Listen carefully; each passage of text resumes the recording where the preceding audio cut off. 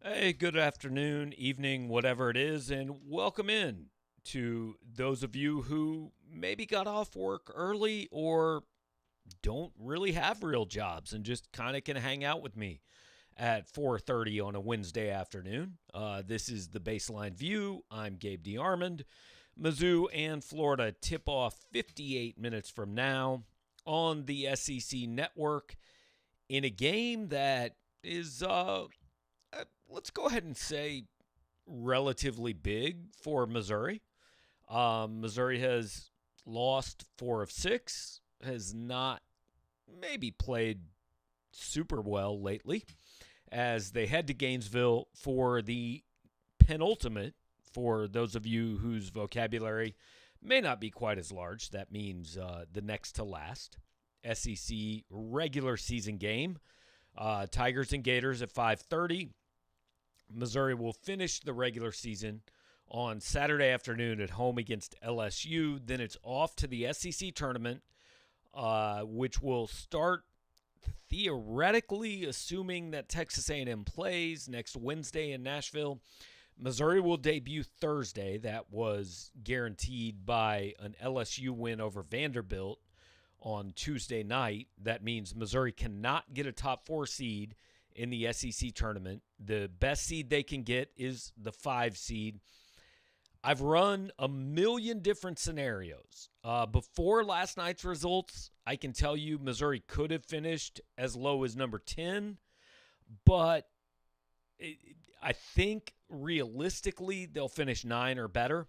So somewhere between 5 and 9, depending on the result today against Florida, Saturday against LSU, and everything else that happens in the league. So thanks to you who are watching and joining us already. We welcome your comments, your questions, all that. The show is far better when we talk about what you guys want to talk about, when we have some comments from viewers, than it is when I just kind of, BS my way through it for an hour. We're going to hear from Torrance Watson later in the show. We'll talk to Mitchell Forty at 5 o'clock, get his take on the game and all that. Leading into, as I kick my camera, sorry about that, leading into the 5:30 tip-off. But this is a game that it's not a must-win for Missouri. It helps Missouri simply playing this game.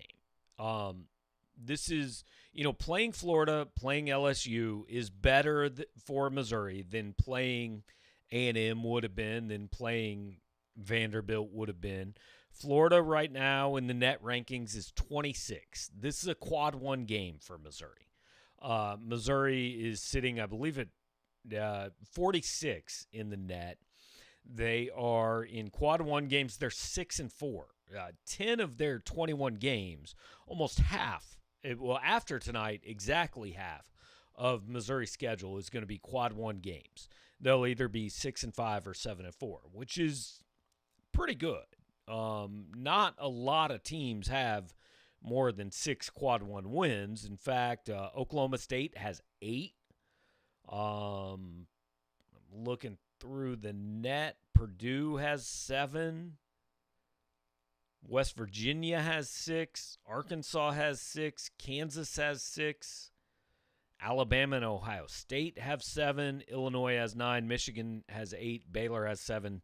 Gonzaga has 7. So there are teams that have won more quad 1 games than Missouri, but they are all like top probably 4 seeds in the league. Indiana is, Indiana is an example of the team.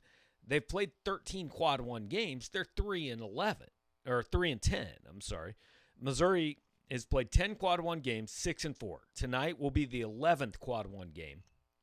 A win over Florida would ice a tournament bid for Missouri. In all likelihood, Missouri is going to the NCAA tournament. It is possible they don't get there. But to not get there, I think they'd have to lose today, lose Saturday against LSU, and lose the first-round game in the SEC tournament. And even then, I think Missouri would have a pretty good chance of getting into the dance. So tonight is not a must-win game, but what tonight would do is ease this fear from Missouri fans that they're not going to make it. It would ease this, and I've referred to this a few times in the last week, and it's one of my favorite tweets ever. Jerry Palm had tweeted, this was back in 2014 when Frank Haith was still the coach. For months, my timeline is barraged with fans making the case for their team, and Missouri fans are different. Missouri fans absolutely bury their team.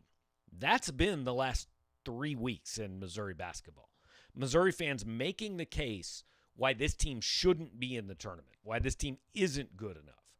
And look, I get it. It hadn't been a good 2-3 weeks. They haven't been great, right? I mean, they've struggled. They've lost 4 or 5, looked bad a couple times against Ole Miss, all that. I understand it. But it's not a 3-week selection Sunday. It's about the whole season. And Missouri is very, very close to being a lock. They may be a lock. Like, it is possible that Missouri loses today, loses Saturday, loses the first game in the SEC tournament, and still gets in. Now, I understand all of you watching this hope we don't find out if that's the case. Konzo Martin certainly hopes that's not the case. Missouri's players certainly hope that's not the case.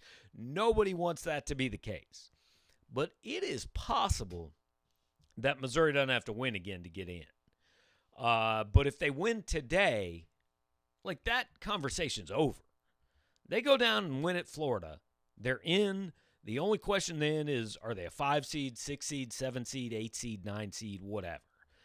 We'll get to that. I mean, there's plenty to be determined over the rest of this week and next week with all the conference tournaments, which actually started last night. I think the Horizon League tipped off its conference tournament, and all the major conferences are going to be next week. I think the Missouri Valley always is a week early. I think that'll be this weekend, but the power conferences are going to be next week, and I just have a hard time seeing Missouri going into the SEC tournament not feeling good that it's in, right? So I want to take a couple of your comments. You guys, appreciate you being here. Again, I understand that not everybody's schedule is necessarily conducive to being on YouTube at 4:30 on a Wednesday afternoon, but Mark says it's unfortunate the seniors can't get a packed Mizzou Arena crowd for Senior Day, especially Mitchell Smith. He's the GOAT of this team. I mean, he's been here the longest. I think Senior Day would probably, the biggest ovation would likely be Jeremiah Tillman for A, what he's been through to get here, B, what he's been this year. And yeah, it's too bad that Senior Day for this team won't get more people in the stands, although insert your joke here about the crowd that's been at Mizzou games for the last 5, 6, 7, 8 years. Sorry about that. But yeah, Senior Day will be Saturday against LSU. They're actually doing it post-game, which I always find weird. Like, post-game Senior Day ceremonies, those can backfire a little bit, right? I mean, if you go out and you get beat by 15 points against LSU, might not be a great Senior Day ceremony. I always like the pregame stuff a little bit better, but nobody asked me. Mark says, I really will miss Mitchell Smith at Mizzou, even through the Kim Anderson era and all the players that have come and gone since he's been here. He's been through it all. And, like, that's a good point about Mitch, right? He signed with Kim. He's the last Kim Anderson player here. He has seen some ups and downs. He's stuck it out. He's, I think probably most people would agree had his best year this year. So, yeah, I get that part of it. And like, I'm not going to tell you to steal a line from my friend Sam Mellinger. I'm not going to tell you how to fan, right? Like, you can like whatever player you want, and whatever player you want to be your favorite is your favorite, and that's great. And Mark obviously has his reasons for Mitch being his favorite, and that's phenomenal. Other Missouri fans have reasons for whichever player is their favorite being their favorite. So, David says, no way that is exclusive to Missouri fans. We've all been on other rival sites as far as fans kind of destroying their team. It's not exclusive to Missouri fans, but I'm going to tell you, Missouri fans have a special talent, especially in basketball, for making the case against their team. They really do. It's a thing, and we've talked on this show many, many times this year about why that is. And I think a big part of it is a lot of us remember what Missouri basketball was from 1976 to 94 and want it to be that and think it can be that. But it hadn't been that for a long time. But that's the standard we hold it to. So, no, David, you're right. I mean, all diehard fans are hard on their team. But Missouri basketball is harder on its own team than a lot. Cam says, I've seen some suggest Pinson's recent woes might make his return more likely. I disagree, as his woes seem largely due to his indifference, suggesting he is ready to move on from school. What are your thoughts? Look, I started this year believing this was Xavier Pinson's last year in school. That has been increased this year. I see, and this is partly based on conversations I've had, partly based on just watching games. I just don't see him back next year. I just don't think he's a kid that wants to spend another year playing college basketball. And I've seen him this year look like a kid at times who kind of seems checked out. And I'm going to go, I actually went through it. I was asked a question in the mailbag on our site this morning, and I went through Pinson's numbers. And this is to point out how important he is to this team. I think he is the most valuable player on this team in that when he plays well, Missouri is good. When he does not play well, Missouri is not very good. So I went through the numbers.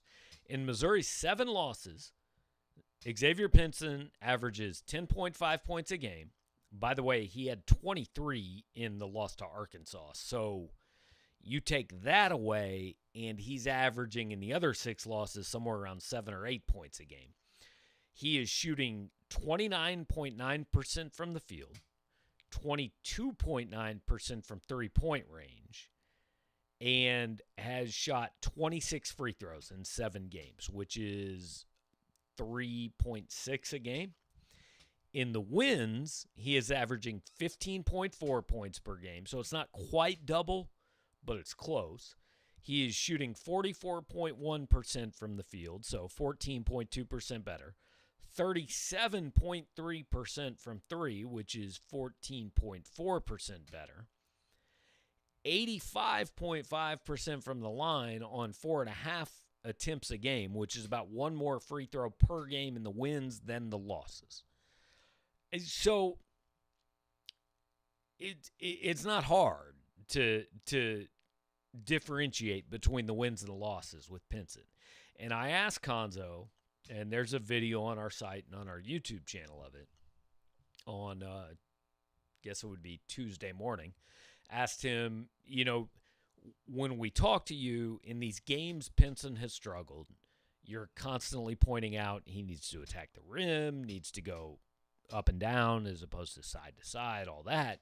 And you always say it's not a new thing. It's something we've talked about. So how do you get a message that you've delivered over and over and over to sink in when it's not sinking in? And like at the beginning of the answer, Konzo laughed a little. He smiled, which told me, I'm right. And he doesn't really know, because if he knew, it would have been done.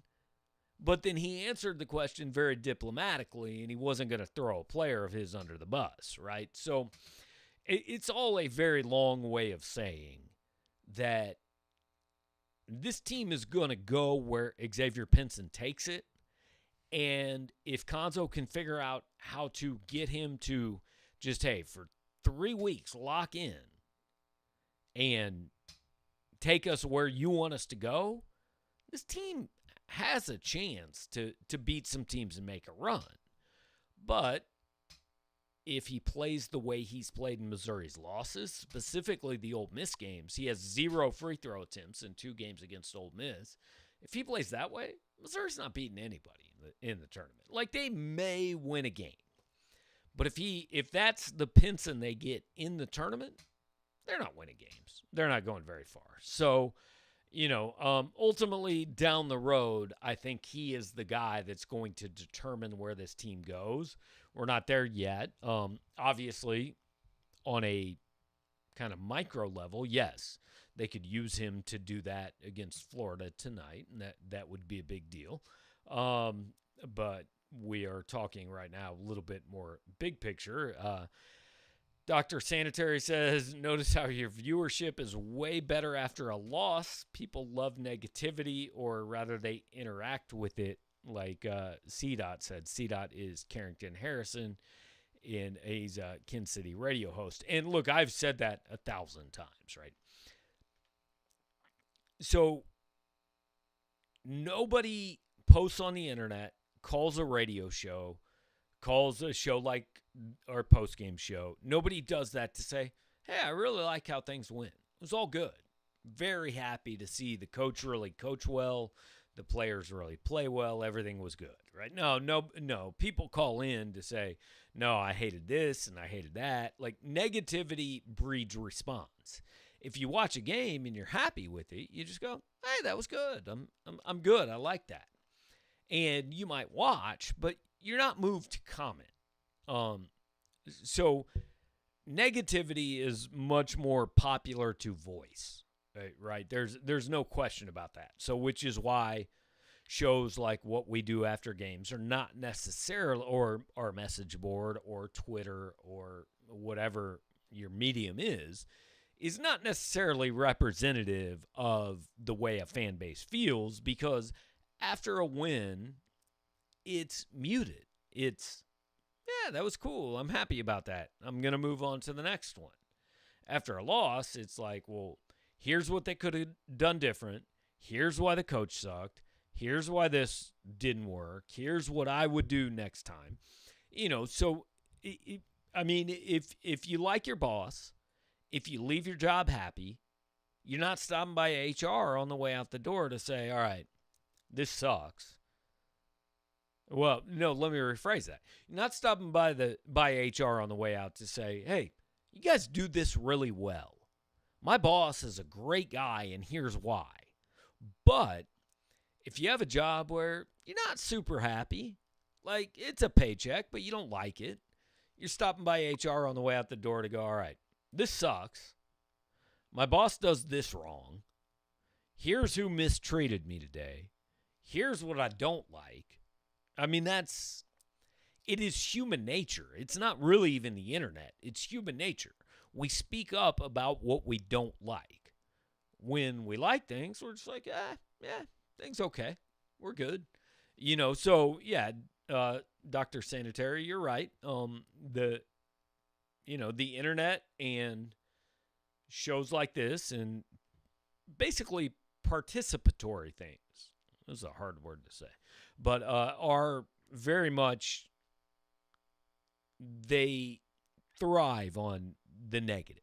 So fans are always more likely to speak out after a loss than they are after a win. There's absolutely no question about that. David says that could be true. I guess in basketball, I've been here for every game, including basketball, and I thought this place had a lot more people when they were winning than losing. This show is hard to judge on that for a few reasons. First of all, like, it takes a little bit to get something to catch on. I mean, we just started this year, and I've been very thankful and very appreciative of everybody that showed up. But 2-3 years down the road, if we keep this up, we'll see a little bit more kind of what the engagement is. Also, I think football is a better gauge than basketball because football it's always on a weekend when most of you aren't working, right? So whether the game's at 11 and the post game's at 3, or the game's at 3 and the post game's at 7, or the game's at 7 and the post game's at 11, like most of you don't have another obligation on Saturday. I mean, you may have a kid's soccer game to go to, or you may have to go volunteer to clean up the park or whatever. But most of you can carve out some time on a Saturday for a show that's going to go 2 hours.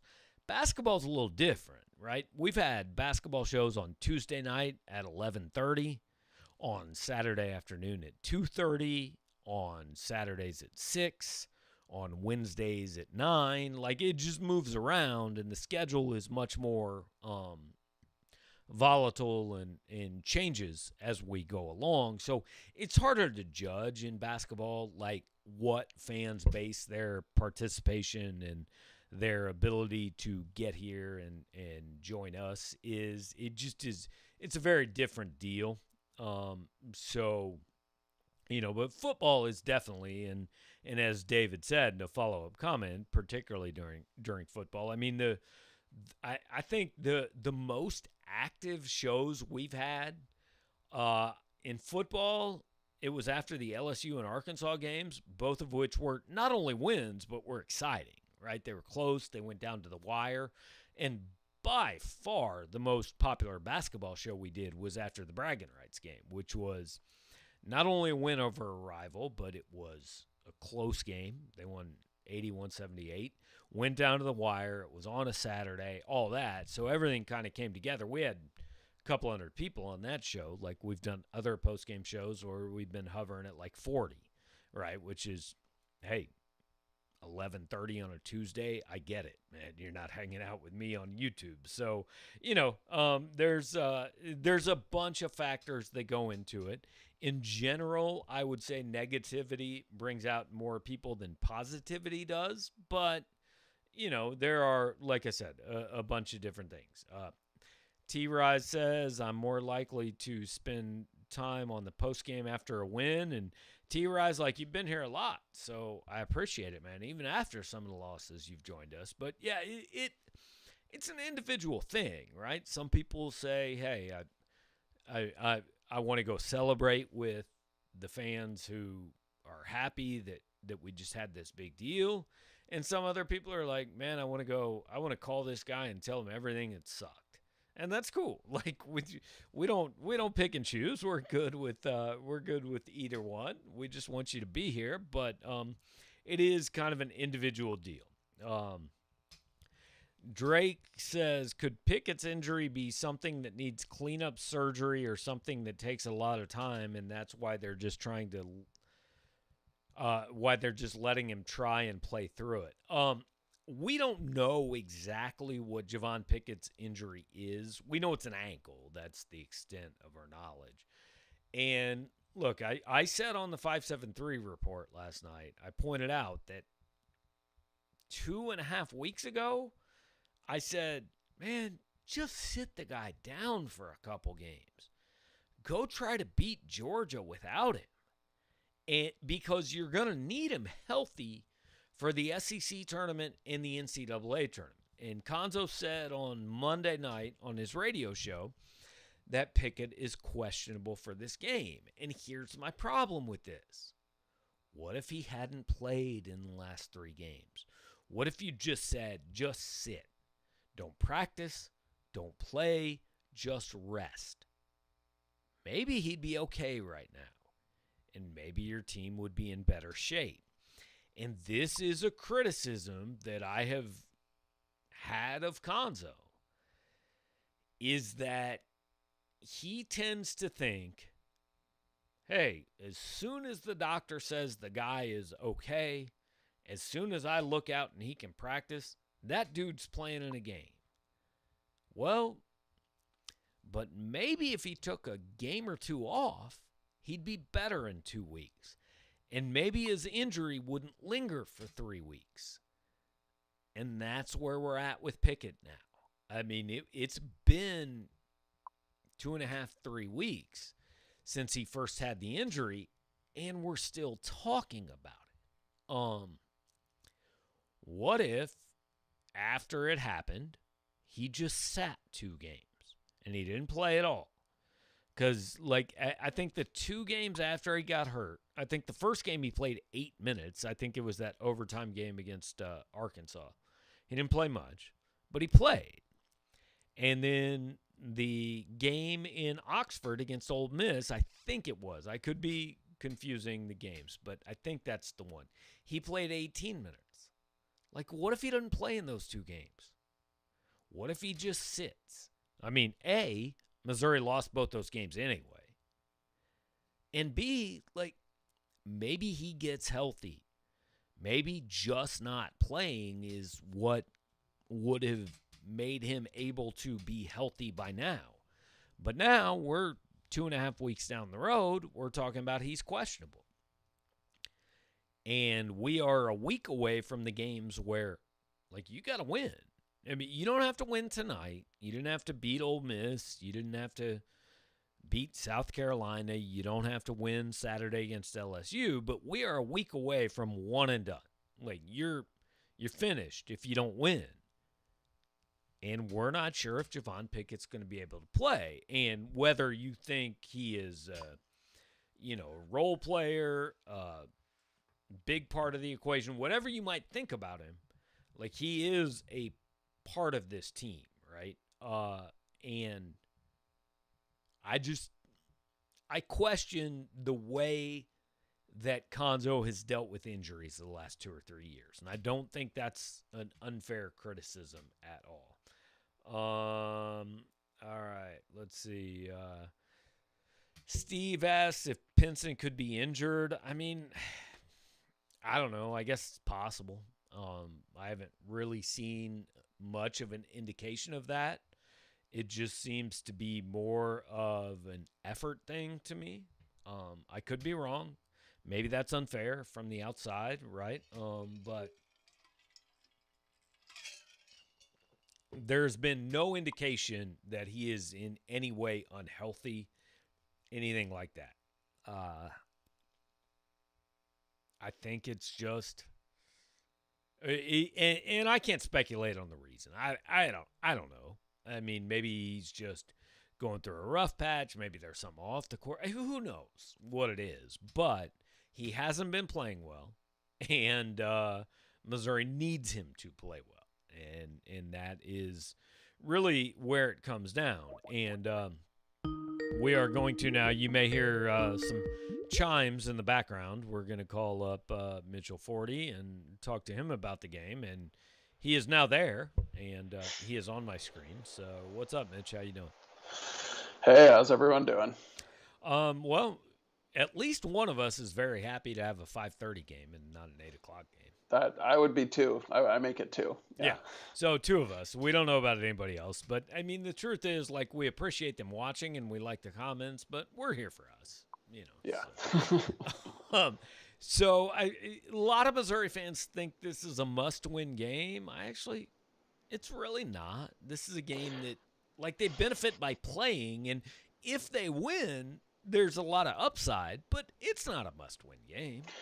Agreed. I think, there's, if you win, you're a lock for the NCAA tournament, which is great. So there's upside, like you said. But if you lose, I don't think there's really too bad of consequences. I mean, maybe you drop a seed line. Probably not in my mind, though. Right. So, no, I don't have expectations of them winning necessarily, and I don't think it would be bad if they lost. So I know you wrote our preview on this Florida team, and I'll admit, I'm not sure I've seen Florida play this year, because we had this thought of Florida going into the year, and then the Keontae Johnson thing happened. And what is this Florida team?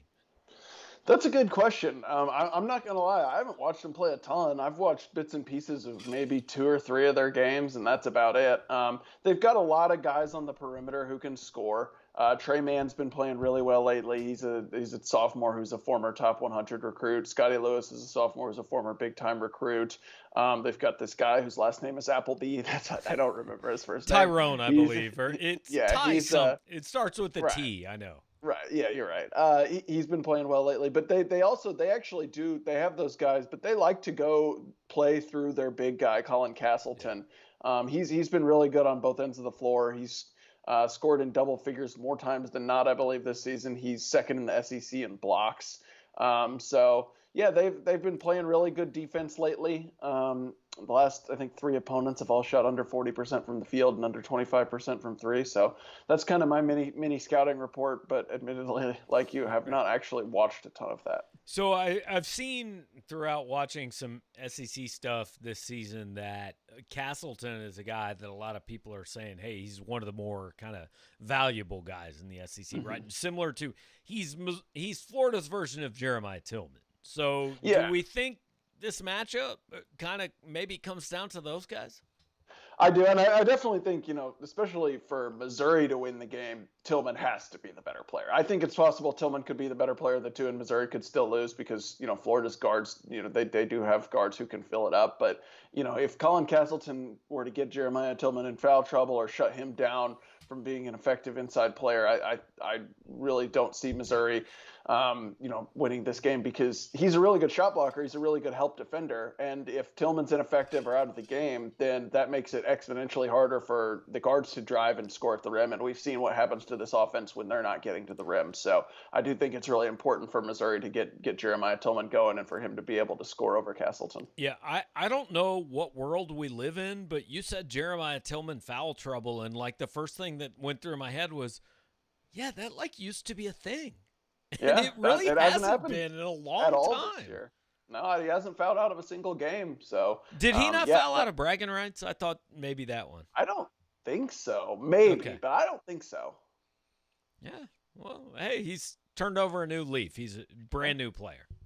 Yeah. So I went through the numbers because I was asked something in the mailbag about Xavier Pinson, and we've had a lot of discussion so far on the show about him. And I mean, he's the guy that's going to determine where this team goes. And I went through in the mailbag, and in their losses, he averages 10.5 points, and that is with scoring 23, I think, in the loss to Arkansas. So in the other losses, he's averaging 8.5.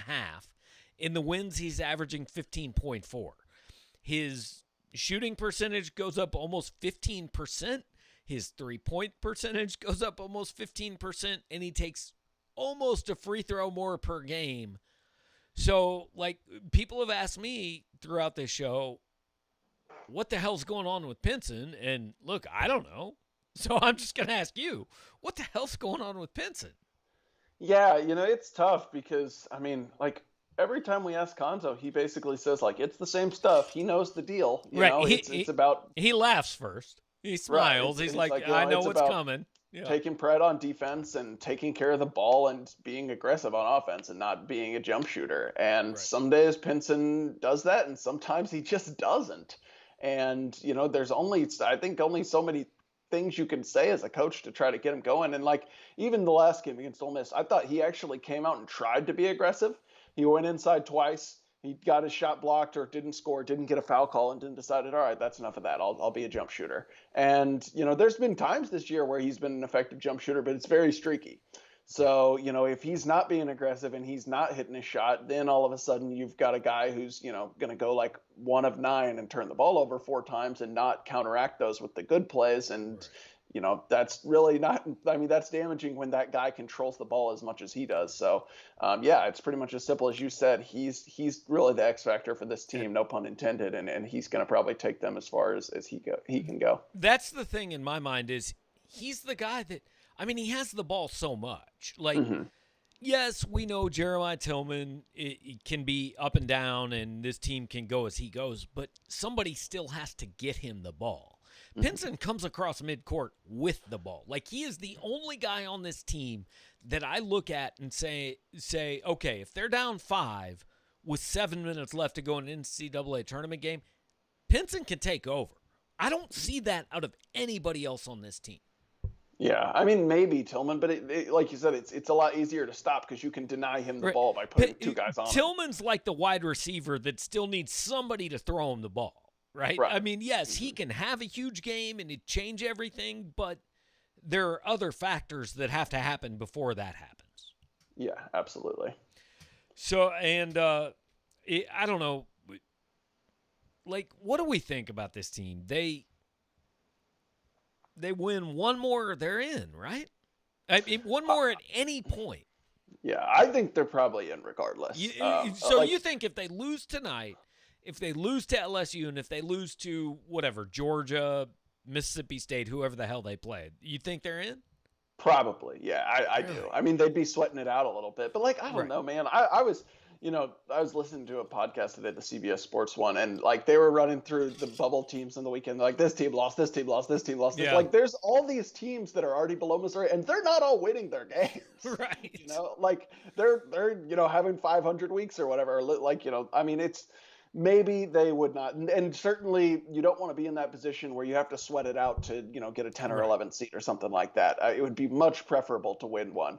I personally have a hard time seeing them missing the tournament regardless at this point. But actually, tell me which one of these you choose. Lose 3 and be an 11, or go 1-2 and be a 9? I'd rather be the 11. I probably would too, as long as you're not in the first 4, because that kind of sucks. But yeah, I mean, well, that sucks because that cost me two more nights hotel. We're not going to do that business. Yeah, I mean, yeah. At that point, I don't know. There's not a huge difference, but yeah, I'd probably rather be an 11. You know what would be? Well, you know what actually might be a good place to be this year is to be the first team out, because you're the number 1 spot for a replacement. Somebody gets COVID. And someone gets caught, and you could slot into a great spot potentially. Slide into like a 3 seed, right? It's possible. Like you think like the odds are not. I doubt that teams will be more willing to play without guys than they were during the regular season. So it's unlikely. I'd say it's more likely than not. No teams will have to withdraw, but there's always a chance one will. And if you're that first team, maybe you get to become a 4 seed or a 3 seed or something. That would be incredible to see, like Western Illinois as a 2 seed because I don't know, Illinois can't play, right? Yeah. I don't think Western Illinois is quite on the bubble, but yeah, I get your point, like Boise State or something. I mean, I was just my knowledge of Western Illinois basketball is I think they play the sport. I know they're the Leathernecks because that's one of the better mascots out there. Yeah, so Leathernecks can replace the Terrapins as the only 2 turtle-themed mascots I know in NCAA basketball. So there you go. All right, so Mizzou and Florida coming up, and I don't know. I guess you'll have coverage, and I'll deal with the aftermath. Yeah, for sure. Yeah, I've seen a lot of people today say like, "Oh, this feels like a game Mizzou will win because everyone's counting them out." And everyone is now saying they're going to win because nobody thinks they're going to win. Exactly. It's kind of like a catch-22 thing. So I don't know. I don't know what to expect. We'll see. We haven't seen them play in 8 days. So right, and I mean, like the weird thing about the SEC is I still think Missouri can't get a top 4 seed, but I think they can still be between 5 and 10 if what I've kind of run is correct. Yeah, I haven't run out all the scenarios, but I mean, yeah, that's just by looking at the standings yesterday, that makes sense. I mean, they're 7th right now, and there's 2 teams within one game of them. So can you imagine the 10th place team in this league being an NCAA tournament lock? This year is just messed up. I mean, yeah, it also would be kind of crazy if because during the height of this thing when Mizzou was ranked in the top 10 nationally, people were like, remember when everyone picked you 10th in the league? Oh, that's right. That's what they were picked, right? Because I remember last year at times there were people that were super pissed off that Missouri got picked like 11th or 12th in the preseason poll. And then kind of as the year went on, it was like, yeah, that's what they saw. So I don't know, man. Maybe the media is not all idiots, right? Yeah, I'm actually not defending any preseason teams because they're generally terrible, but it just would be a little bit amusing to me. Right. All right, man. Well, appreciate the time. We'll point everybody to the coverage, and we'll talk to you after. Sounds good. All right, thanks, man. That's Mitchell 40, and he will have your complete coverage on powermizzou.com throughout the game. He'll update you on the message boards, and we'll have plenty of stuff afterwards. And then just, I know most of you who are here know the drill by now, and but what we'll do after the game is I will get on Konzo's Zoom call, record that, jump on here on the Burger Smokehouse Dance Class postgame show. So the game tips off at 5:30, which is 18 minutes from now. And Konzo's Zoom call, let's say the game's going to take about 2 hours. His Zoom call is going to be about 15 minutes after that. So we're looking at 7:45. We're looking at approximately an 8 o'clock start for the postgame show. Now, that could go 10 minutes before, could go 10 minutes after, depending on how quick the game is, how long his radio interview is, how long the postgame is, all that. So, how do you know when it starts? It's very simple, guys. Hit the subscribe button. Just subscribe to our YouTube channel. You guys have all been here all season long. All you got to do is hit the subscribe button. What that's going to let you do is set an alert when we go live. So literally hit that button. I've done it for many YouTube channels. I subscribe to a lot of my colleagues' YouTube channels because I just want to support them. I don't necessarily watch the shows, but I want to support what they do. So if you subscribe to our channel, you are literally going to get a push notification on your phone. PowerMizzou.com has just gone live. So whether that is 7:30, 8:30, if they go 9 overtimes and it's 9:30, God forbid, that'll be the worst thing that's happened to me in months.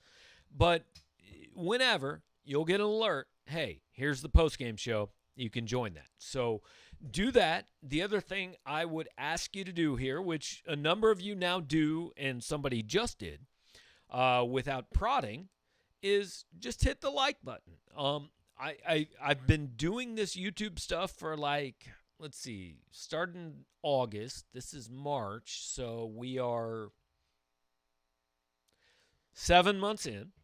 I still don't understand exactly why hitting the like button boosts our visibility. I just know it does. So, I don't have a reason for asking you to do it. Just do it. Hit the like button, like the show, subscribe to the channel. All those things are very good for us. Look at that. 2 more people just did it. So all I got to do is ask, and you guys do it, and I much appreciate it. So want to roll through a few more of your comments. We'll play an interview with Torrance Watson here in a couple minutes, get you off to tip off in 15. But want to get through some of your comments. Grayson says, really need a win tonight. Again, a win would be very helpful. I don't think it's a must win. I think it's a game that it benefits you just by playing. A win would be very helpful. But this is one of those games where it's why it benefits Missouri to play Florida and LSU as opposed to A&M and Vanderbilt. This game has a lot of upside and not that much downside, whereas A&M and Vanderbilt has a little upside if you win those games, but there's so much downside if you don't win those games, right? So, yes, it would be very beneficial for Missouri to get a win, but I don't think it's a must-win game by any means. Bryce says, the fact they just had a week off and Pickett is still questionable is concerning. I agree. That's a fair point. No question there. Breakfast King is here saying it's too damn early for a basketball game on a weekday. I could not disagree more. Every single game should tip at 5:30. Actually, I wish they would play every game at noon. That'd be great for me. I'm gonna try to get that passed. Bryce says seems like it's now or never for Pinson. Next 3 games are by far the biggest of his career. If you aren't motivated now, got to question the desire to win. Yep, I mean I go back and forth. Like, I don't want to be too hard on the kid, and it's not fair for me watching on TV to make judgments of his motivation. I'll just say this. I think however many games he's got left this year, I think that's what we're going to see out of him. Like, I don't think he's coming back next year. Whether that's NBA, G League, overseas, transfer, I don't know. But I think we've got a limited number of games that we are going to see this kid play. T-Ry says we don't have enough parts to be missing any from the rotation, and that's this team. 100% right. No question. Cam says with as low as momentum is right now, how many wins in between now and Selection Sunday does Mizzou need to improve their seed line? So I'm going under the assumption that as of today, as of right now at 5:18, 12 minutes from tip, Missouri is probably either a 7 or an 8 seed. You win this game or LSU, I think you go to a 6 or a 7. You win both, you might get to a 5 or a 6. So to improve the seed line, they need 1 win. 2 might actually bump it up a little bit more than we think right now is possible. Brandon says, with Konzo's reputation for playing guys when cleared, I almost paid for my 2017 tickets by selling my seats for the final home game on StubHub, and then Porter didn't play. Not bad, Brandon. Good gamble on your part. Long as they don't get blown off the court, this game shouldn't hurt at all. Mostly right. I mostly agree with that. Last year, Mizzou got picked 13th and finished 10th. Okay, 13th. I didn't remember that. I knew it was low. I didn't know how low it was. So Mizzou might be the only team who can go from a 2 seed to a 10 seed in a couple of weeks. They were never a 2, to be clear, and they're not a 10 now. But I think they've gone from probably a 4 to a 7. So that 4 to a 7 isn't great, but it's not a 2 to a 10. So, hey, plan to play this much earlier in the show, but we got talking, got to answering questions. So we've got a couple minutes here with Torrance Watson, who is, I wanted to play this because he's a guy you guys haven't heard from a lot this year. His minutes have increased in the last few games, and he's engaging kid, good quote. Just wanted to play a couple minutes. We talked to him yesterday. I'm going to play this for you. We'll come back, finish up tip-off in 10. Yeah, Torrance, what are some of the things you guys have picked up on that Florida does well if you started going through film on them? We've really been paying attention on their zone. You know, they've been running more of a 3-2 zone lately, so making sure that we're moving the ball, getting the ball in the middle, attacking it when we can. And then they got a really good guard in Trey Mann. And then they also have some really good shooters as well, guys who can drive. Scotty Lewis is a good defender, gets in the passing lane. So making sure that we're good on offense, and then also just keying in on the guys who can shoot, making sure that we're not letting them get open lanes, open drives. Blair? Torrance, I know the last couple of weeks haven't gone the way that maybe you guys wanted it to, but going into the season, there wasn't a lot of high national expectation on your program, and you guys have been spent most of the year in the polls and have had a good season. How do you kind of summarize? I know that look, it's unfinished business, but how do you summarize this season so far for you guys? I think it's been a great season for us, especially mentally. Me being a guy that's been here my 3rd year now, we had to go through some bumps in the road in order to get here. But like you said, the season's still not over yet. So for us right now, it's just focusing on winning these next 2 games before our tournament play, and just doing everything we can to win right now.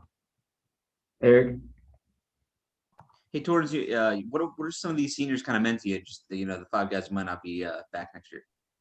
So they mean a lot to me. Like I said, I'm a guy who's been here my 3rd year now, so I think just about everybody here except for Bugs I've played with for the past my whole time being here. So these guys mean a lot to me. You know, everybody on the team really works really hard, and we really just want to send these seniors off knowing that we made history at Mizzou. Mitch. Speaking of one of those seniors, you've obviously played with Jeremiah for a few years now. I guess, how have you seen him kind of take on more of a leadership role with this team this season? His maturity and leadership this year has been excellent, honestly. Like he changed his whole mentality from riding the bike to the gym every morning, working out every morning. He's in the weight room right now working out. So I think that just his mentality and his goals definitely changed this season. So I'm very happy for him. And he's definitely been leading us not only on the floor, but off the floor as well. Kaufman. Torrance, you guys fell out of the top 25 for the first time in 11 weeks. Did you feel like that maybe could be a positive for you guys, that maybe it alleviates the pressure a little bit heading into this final stretch? Honestly, I couldn't even tell you. I mean, obviously we're grateful and thankful to be in the top 25, and that's where we want to be. And now that we're not, I honestly feel like it just puts a chip on our shoulder because we like that feeling of being in there, and we really want that back. So it just puts a chip on our shoulder to go out and win, and not just win, but to dominate. And I think to do that, we have to compete, and we really have to focus and key in on our details and specifics. All right, so that starts in about 7 minutes. Mizzou and Florida on the SEC network. We've talked about this game from many angles, as many as we can. I don't know. I don't have a clue what to expect tonight, right? And that's this Missouri team, and that's college basketball. Like, I don't want to confine that to Missouri, right? That is college basketball to be honest, every year. Like, that's why we love this sport, because, like, pardon my French, I might have to put a waiver on this broadcast, but weird shit happens, man. Like, that's why this is fun. If we tune into the NCAA tournament, we just know the Sweet 16 is like 4 1 seeds, 4 2 seeds, 3 3 seeds, 3 4 seeds, and a couple 5s. Like, that's no fun. We don't care, right? But why we love college basketball is because more than any other sport, weird shit happens. Like, even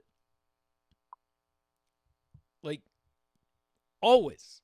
It's just every week, right? Like last week, like 9 ranked teams lost games.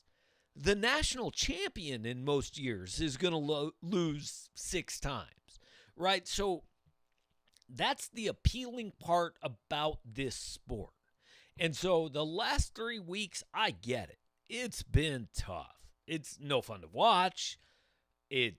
You're watching your team drop like a rock. I get it. It's been terrible. But hey, it can all change. And it could change starting in about 5 minutes. Mizzou and Florida on the SEC network at 5:30. I want to roll through a couple more comments real quick before we finish this thing up. Adam says, remember when Konzo said this team could win the SEC? I still don't understand what he sees in this team. I saw it briefly this year. He said that last year, and I thought that was insanity, and I didn't get it at all. I saw it for a couple weeks this year, but fair. Consider the like button smashed. I love Blake Casey being here. That's awesome. Dr. Sanitary says Tyree Appleby is pretty good. Tenacious defensive guard. Let's see. All right, and Adam says that is why we should bet on college sporting events. And I feel like this is a good place to end it, guys. If you want to bet on college basketball, God love you, and I hope you have all kinds of money. Because Missouri and Florida tips off in 4 minutes. I've watched every Missouri game this year. I cover Missouri for a living, and I've got no clue what's going to happen. No clue. I mean, Pinson could come out and play like a man on fire, and Jeremiah Tillman could dominate Colin Castleton, and Missouri could win this game by 15 points. And the exact opposite could happen, and they could lose this game by 15 points. And I don't have a clue which one's more likely. And that's college sports. And that's why we watch. So, again, tip-off in 3 minutes on the SEC Network. So just going to sign off with this. What we will do is next 60 seconds or so, I'll sign off here. I'm going to go watch the game. You guys are going to go watch the game. Mitchell Forty has you completely covered on Power Mizzou. He will be updating things on the message board, all that. Does a great job during the game. Then after the game, I'll hop on Conzo's Zoom call. I will record that. I will download it to my computer. As soon as that is done, I will come here. I will start the post-game show. We will take your calls. It's going to be 7:45, 8 o'clock on a Wednesday night. Hopefully we'll have plenty of people engaged. Want to talk about what happens. We'll get some calls, all that. So once again, 2 things I ask you to do before you sign off here. Hit the like button, or as I believe it was Blake Casey said earlier, smash the like button. Do that. And then also hit the subscribe button to our channel. That will give you an alert. That will let you sign up for an alert when we go live. So we'll be here sometime. All I can tell you is between 7:45 and 8:30. Sometime we'll be here with the post-game show. If you subscribe to the channel, you'll be able to know exactly when. You'll get an alert. You'll be able to join us. Appreciate all you guys being here at this point in time. Hope you all come back in a couple hours. Tigers and Gators tip off in 2 minutes on the SEC Network. Thanks for joining us on the Baseline View, and we will talk to you later tonight.